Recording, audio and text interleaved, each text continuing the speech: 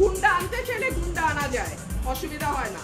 যেটা 15 বছরে হয় নাই সেটা আজকে হয়েছে। আমি চাইলেও গুন্ডা আনতাম না, রুমিন ফারহানা, ইসি বিতর্ক। আমার পুরো বক্তব্য দেখুন, ভুল হলে ক্ষমা চাইব, ফজলুর রহমান। বিতর্কিত বক্তব্যের কারণে সমালোচনার মুখে ফজলুর রহমান। আজ তিনি দিলেন স্পষ্ট বার্তা।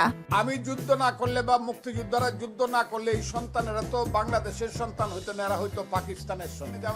আমার পুরো বক্তব্য শুনুন, যদি কোথাও ভুল থাকে আমি ক্ষমা চাইতে প্রস্তুত। ঠিক কি বলেছেন তিনি? কেন তার বক্তব্য নিয়ে এত বিতর্ক? তই তই তই তই তই আমার ফজলু পাগলা কই। এদিকে আবার ইসি বিতর্ক, আমি চাইলেও গুন্ডা আনতাম না। চলুন জেনে নেই বিস্তারিত।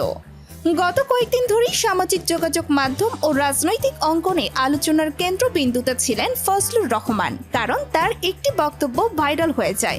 অনেকে মনে করেছেন এই বক্তব্য তিনি অতিরিক্ত সমালোচনামূলক মন্তব্য করেছেন। এর জেরে সমালোচনার ঝড় ওঠে চারিদিকে। ছাত্র সংগঠন, রাজনৈতিক বিশ্লেষক থেকে শুরু করে সাধারণ মানুষ সবাই ভিন্ন ভিন্ন প্রতিক্রিয়া জানাতে থাকেন।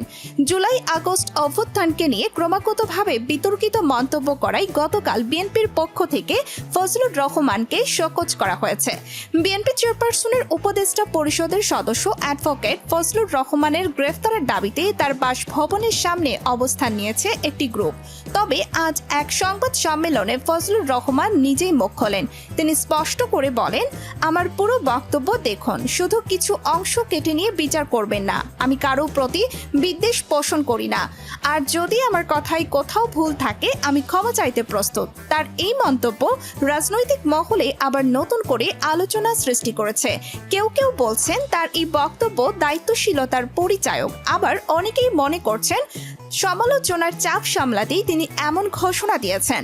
ফজলুর রহমানের বক্তব্যের পরপরই শুরু হয় নানা প্রতিক্রিয়া। ছাত্র জনতার একাংশ বলছে শুধু ক্ষমা নয়, তার বিরুদ্ধে তদন্ত হওয়া উচিত। অন্যদিকে তার সমর্থকরা বলছেন তিনি ভুল স্বীকার করার মতো সাহস দেখিয়েছেন, যেটা ইতিবাচক। রাজনৈতিক বিশ্লেষকদের মতে বাংলাদেশে জনমতের চাপ দিন দিন বাড়ছে। এখন যে কোনো নেতা বিতর্কিত বক্তব্য দিলে তা মুহূর্তের মধ্যেই ভাইরাল হয়ে যায়। এই অবস্থায় ফজলুর রহমানের মতো একজন রাজনীতিবিদের প্রকাশ্য ক্ষমা চাইতে প্রস্তুত থাকার ঘোষণা একটি বড় রাজনৈতিক বার্তা বহন করছে। এদিকে আবার গত কয়েকদিন ধরে নির্বাচন কমিশনের ভবনে মারামারি ও বিশৃঙ্খলার ঘটনা ঘিরে ব্যাপক আলোচনা চলছে। সামাজিক যোগাযোগ মাধ্যম থেকে শুরু করে রাজনৈতিক অঙ্গন সবখানেই এই ঘটনা নিয়ে সরব হয়েছে মানুষ। আজ সংবাদ সম্মেলনে রুমিন ফারহানা বলেন, আমি চাইলেও গুন্ডা আনতাম না, তবে যেখানে মারামারি হচ্ছে সেখানে শান্তভাবে পরিস্থিতি মোকাবেলা করা উচিত। দেশের গণতন্ত্রকে সম্মান জানাই, তাই উত্তেজনা ছড়াতে চাইনি। তিনি আরো বলেন, এই ধরনের পরিস্থিতি গণতন্ত্রের জন্য লজ্জাজনক। তার এই মন্তব্য রাজনৈতিক মহলে সরাসরি প্রভাব ফেলেছে এবং জনমতের প্রতিক্রিয়ার কেন্দ্রবিন্দুতে পরিণত হয়েছে। তার বক্তব্য ঘিরে ইতিমধ্যেই রাজনৈতিক অঙ্গনে শুরু হয়েছে নানা বিতর্ক। এখন প্রশ্ন একটাই, জনগণ তার এই ব্যাখ্যা কতটা গ্রহণ করবে? আপনারা কি মনে করেন? ফজলুর রহমানের এই স্পষ্ট বার্তাকে কি দায়িত্বশীল পদক্ষেপ বলা যায়, নাকি এটা শুধু চাপ সামলানোর কৌশল? আপনার মতামত নিচে কমেন্টে জানান। ভিডিওটি ভালো লাগলে লাইক দিন, শেয়ার করুন আর সাবস্ক্রাইব করে পাশে থাকুন।